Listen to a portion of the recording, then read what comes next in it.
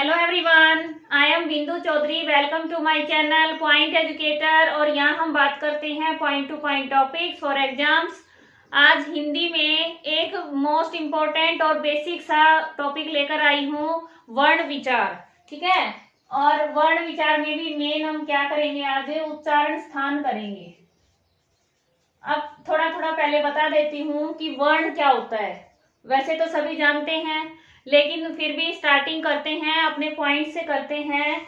वर्ण, जैसे हमारे मुंह से कोई भी आवाज निकलती, ध्वनि, उसको कहते हैं ध्वनि। ठीक है, ध्वनि उच्चारित होती है। उस ध्वनि का जो संकेत रूप होता है, लिखित रूप प्रकट करने के लिए जो संकेत होते हैं, जैसे कोई भी ए है, प, फ, ब, ये सब क्या है, वर्ण कहलाते हैं। ठीक है, यानी जो ध्वनि उच्चारित होती है वो जो लिखित रूप में उसके लिए कोई संकेत बनाए गए हैं, उनको वर्ण कहते हैं। और वर्ण का इकट्ठा होना, एक समूह में व्यवस्थित करना, वर्णमाला हो गया। ठीक है, अब वर्णमाला इतना समझ आया। अब वर्ण कितने होते हैं? दो। क्यों होते हैं दो? उनका आधार क्या है विभाजन का? सभी को सेम में क्यों नहीं रखा? जो हम फर्स्ट है हमारा स्वर और सेकंड है व्यंजन। ये जो विभाजन किया स्वर व्यंजन वर्ण के भेद, ये किस आधार पर बने हैं? ये इनके उच्चारण के आधार पर बने हैं। जो प्राणवायु श्वास है, वो जब ध्वनि उच्चारित होती है, ठीक है, तो वो जो जैसा रिस्पॉन्स करता है, वो बिना रुकावट आ रहा है या रुकावट के साथ आ रहा है, उससे ये भेद बनते हैं। तो स्वर तो हो गए जहां बिना रुकावट के प्राणवायु बाहर निकलती है, ठीक है, ध्वनि उत्पन्न करती है, तो वो तो हो गया स्वर। और जहां पर रुकावट के साथ ध्वनि बाहर निकलती है, वो हो गया व्यंजन। ठीक है, अब बात आती है स्वर की। तो सबसे पहले जब बच्चा जन्म लेता है, उसके बाद थोड़े दिन बाद वो बोलना शुरू करता है। पहले थोड़ी थोड़ी साउंड निकलती है। क्या निकलती हैं? वो होते हैं स्वर, मूल स्वर, अ, ई। ठीक है, ये नहीं है कि कोई माँ बोलेगा, पापा, दादा, ये बाद में बोले जाते हैं, पहले स्वर बोले जाते हैं।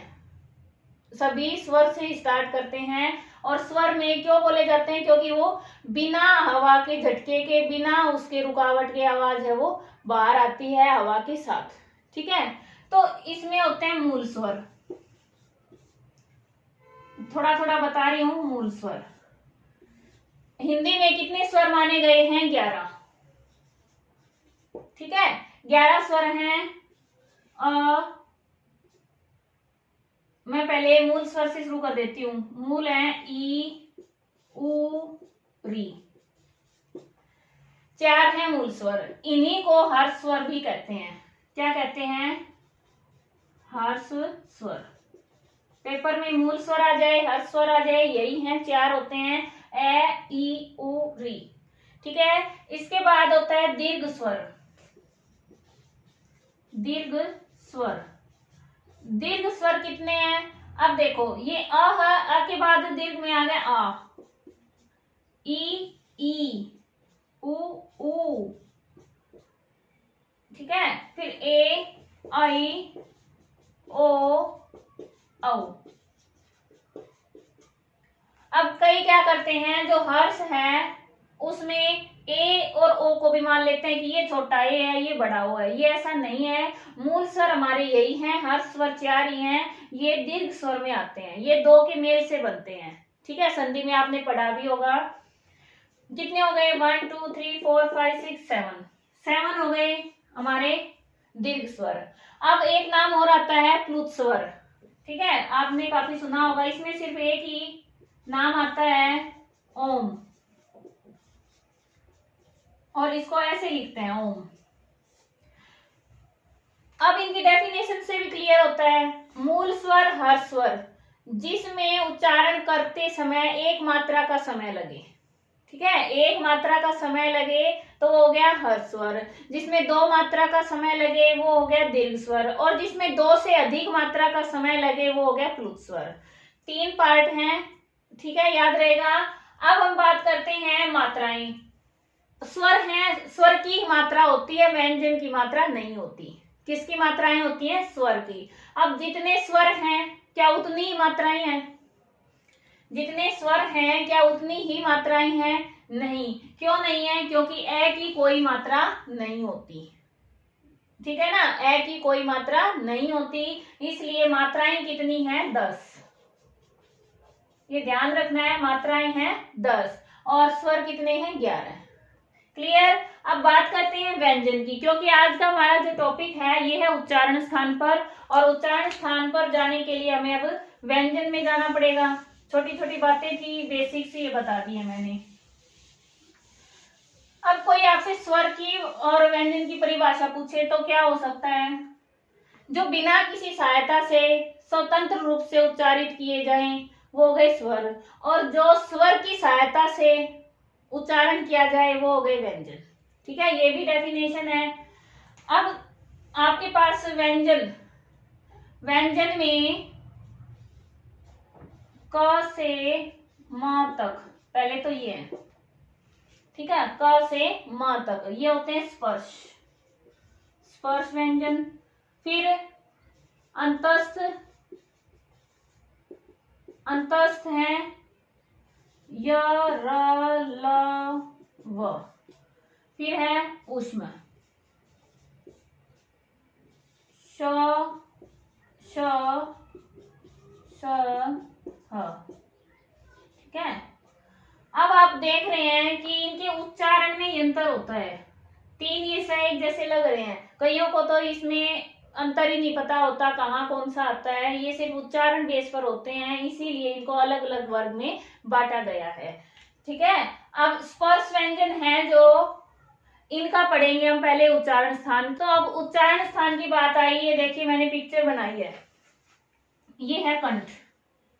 ठीक है, सबसे पहले क्या है? कंठ। फिर हमारा कंठ के बाद ऊपर जाएंगे, यहाँ पे क्या आता है? तालु। फिर इससे थोड़ा सा आगे ये यहाँ पे होता है मूर्धा। ठीक है, फिर दंत, और फिर लास्ट में क्या है? ओष्ठ। कितने पार्ट हो गए भाई? 1 2 3 4 5 हो गए। तो ये 5 जगह हैं, यहां से इनका व्यंजन का उच्चारण होता है, वर्णों का उच्चारण होता है, और इन्हीं स्थानों के आधार पर इनको वर्गीकृत किया गया है कि कंठ से कौन सा उच्चारण होगा, मूर्धा से कौन सा होता है, तालु से किसका होता है। इस तरह इनका नाम क्या है? पहला है हमारा कंठ है, और इनको याद करना काफी आसान है, बिल्कुल आसान से बताऊंगी। सबसे पहला गले से स्टार्ट करो, कंठ। अब ये व्यंजन है, कहां से स्टार्ट है? क से। ठीक है, क ख ग घ ड़। अब इसमें एक बात बताओ, यहां बिंदी आती है, यहां आती है, कंफ्यूजन रहता है। ये इसमें यहां नहीं आती, नीचे बिंदी नहीं आती, यहां आती साइड में। ठीक है, क ख ग घ ड़। कोई क ख ग घ या अंग भी बोलते हैं और अड़ भी बोलते हैं। ठीक है, इसके बाद सेकंड, बिल्कुल लाइन से चलेंगे। सेकंड कौन सा पार्ट है हमारा? तालु। तो तालु से जो बोले जाते हैं उनको तालव्य कहते हैं। क्या कहते हैं? तालव्य। तालु से बन गया तालव्य। अब क के बाद कौन सी लाइन आती है? च वर्ग। कै वर्ग हो गया, अब च वर्ग। च छ ज झ च छ ज झ। ठीक है, अब इसके बाद थर्ड में क्या आ गया? मूर्धा। मूर्धा से जो बोले जाते हैं उनको कहते हैं मूर्धन्य।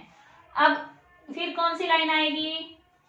ट थ ड ढ ण। उसके बाद फोर्थ लाइन हमारी, उसके बाद है दंत्य।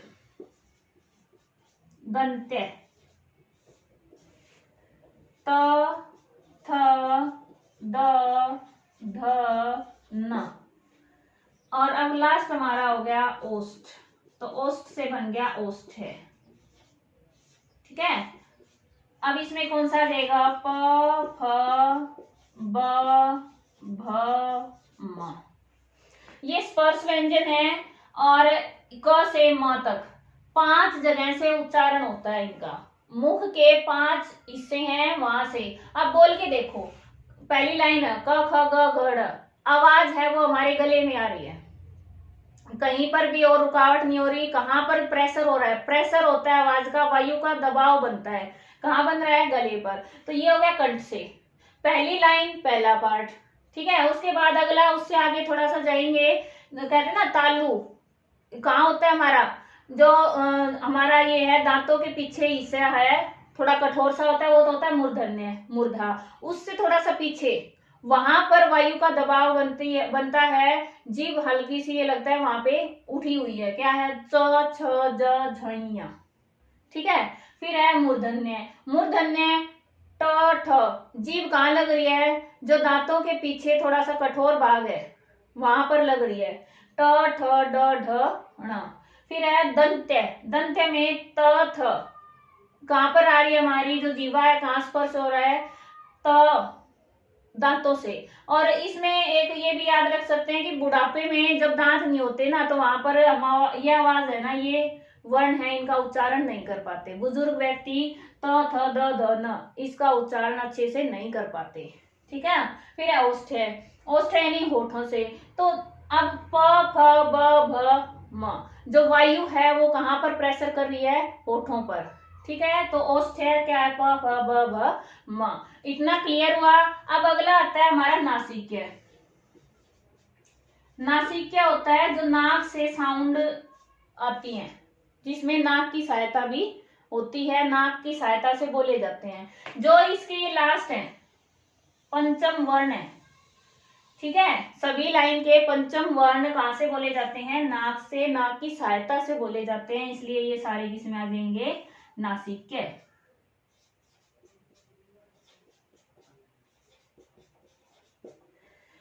अब इसमें ये दो हैं आपके पास, ट ठ ड ढ, ड ढ ण। दो और आते हैं, इनके नीचे बिंदी होती है। ठीक है, कईयों को इसमें अंतर नहीं पता होता। जो ये बिंदी वाले हैं, नुक्ता, बिंदी को नीचे क्या होते हैं? नुक्ता। तो इनकी साउंड में अंतर आ जाता है। ये थोड़ा सा जोर देके ढ ढ, जो हमारी जो खड़ी बोली है ना, हरियाणवी बोली में इनका यूज ज्यादा होता है। ठीक है, और ये थोड़ा सा सॉफ्ट स्पोकन में आते हैं। फिर इसके बाद क्या है? ये दोनों क्या है? कभी भी शब्द के शुरुआत में नहीं आते। जैसे ढोलक है, तो इस ढोलक में ये ड है, इसके नीचे नुक्ता नहीं आएगा। ठीक है, और ये बीच में आते हैं, लास्ट में आते हैं। अब इनको क्या कहते हैं? इनको उत्क्षिप्त वर्ण भी कहा जाता है, उत्क्षिप्त व्यंजन। ठीक है, इनका एक नाम और भी है, ताड़ित व्यंजन, ताड़ित व्यंजन। याद रहेगा, ये पेपर में इस तरह के क्वेश्चन आते हैं आजकल। ठीक है, ताड़ित व्यंजन, उत्क्षिप्त व्यंजन, ढ ढ। इसका एग्जांपल मैं आपको देती हूँ। जैसे आप हरियाणवी में कोई वर्ड हो, सर्दी को ही लगा लो, हरियाणवी में क्या कहते हैं भाई? जाडा, जाडा, डा, ये ओ डा। ठीक है, अब बिना इसके जोर लगाए बोलेंगे तो जाड़ा, जाड़ा हो गया, ये जाडा। ये है हरियाणवी में इनका यूज होता है, खड़ी बोली में। ठीक है, कर्कश बोली होती है उसमें इनका यूज ज्यादा होता है। अब याद रहेगा। अब इसके बाद कुछ और हैं, जैसे दंतोष्ठ है। ठीक है, तो दंतोष्ठ कौन से होते हैं? अब इसमें क्या आता है? दंतोष्ठ होता है व, जो दंत और ओष्ठ की सहायता से बोला जाता है। एक अकेला यही है जो दंतोष्ठ से बोला जाता है। और इसके बाद हमारी या तक हो गई, मैं तक। फिर है य, र, ल, व। इनको क्या कहते हैं? ये स्पर्श हैं, ये अंतस्थ हैं। ठीक है, अंतस्थ व्यंजन। अब इनका उच्चारण स्थान कहां से होता है? इसमें य, र, ल, व क्रम में ही होता है इनका भी।